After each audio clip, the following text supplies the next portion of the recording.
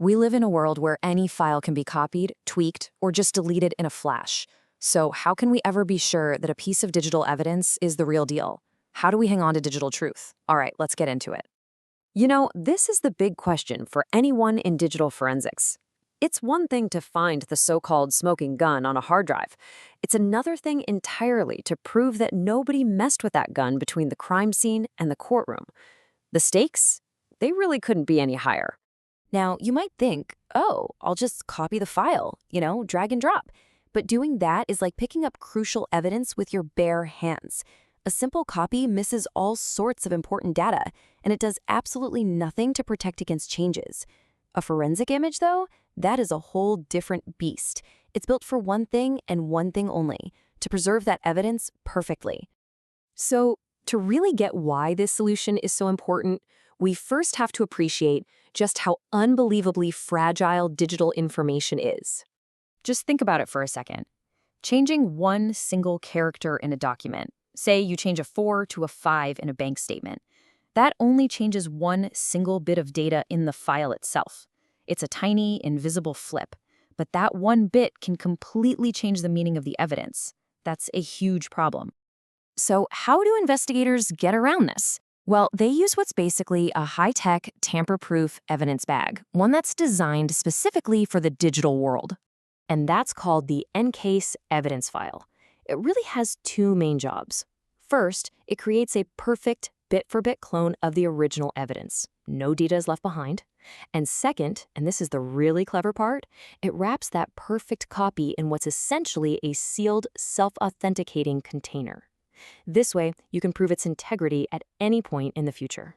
Okay, so let's pop the hood on this thing. How's it built? Well, it's got three main parts. First up is the header. This is where all the case information goes. Who, what, where, when. And that gets sealed. Then, the actual data gets copied over in these manageable 64-sector chunks called data blocks. And finally, you have the integrity seals. And folks, this is where the magic really happens. Yeah, let's zoom in on those seals, because they are the absolute key to making this whole system trustworthy. It all comes down to something called cryptographic hashing. So a cryptographic hash, it's basically a mathematical function. You feed it any amount of data, a tiny text file, a massive video, whatever, and it spits out a short, fixed-length string of characters. The really important thing to know is that if you change even one single bit in that original file, the hash that comes out changes completely. It's totally different. Honestly, the best way to think about a hash is as a unique digital fingerprint. Just like no two people have the same fingerprints, the chances of two different files having the same hash are, well, they're astronomically small. So if the fingerprints match, you can be incredibly confident the files are identical. Now, EnCase is smart. It actually uses two different kinds of these digital fingerprints. The first is a cyclical redundancy check, or CRC. It's a 32-bit value, pretty good. Your odds of a random match are about 1 in 4.3 billion. But for the big overall check of the entire file, it uses something much, much stronger, like an MD5 hash, which is a 128-bit value. So, just how unlikely is a coincidental match with a 128-bit MD5 hash? Well, the odds are 1 in 2 to the 128th power. That number on your screen, that's 340 undecillion.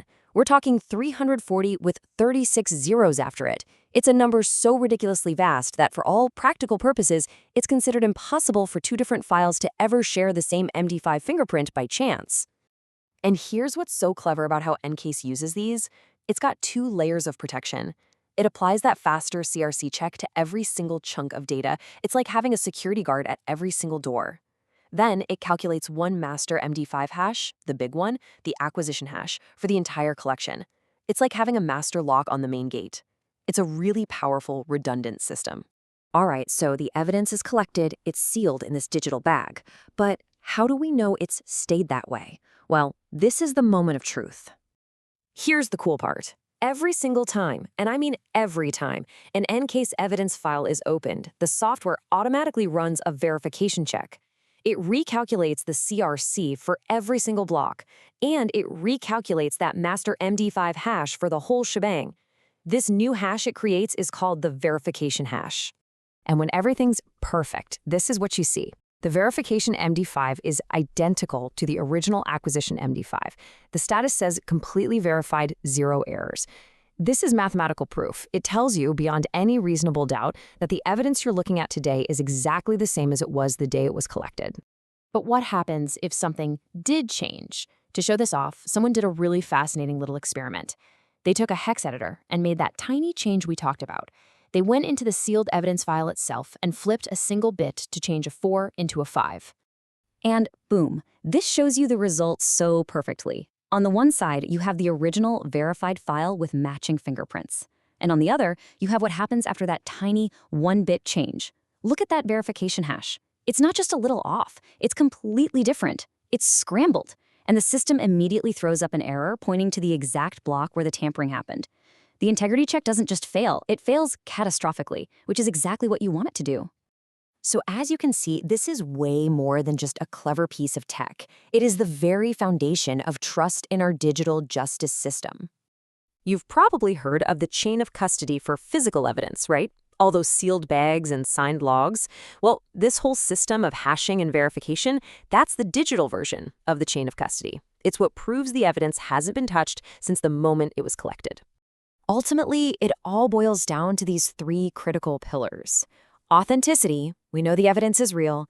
Integrity, we know it hasn't been altered. And when you have those 2, you get the most important one of all, admissibility. It means the evidence can actually be trusted and used in a court of law.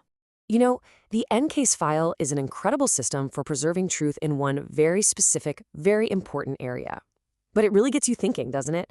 As more and more of our lives move online, what other invisible systems like this are working in the background every single day just to help us know that what we're seeing is actually real?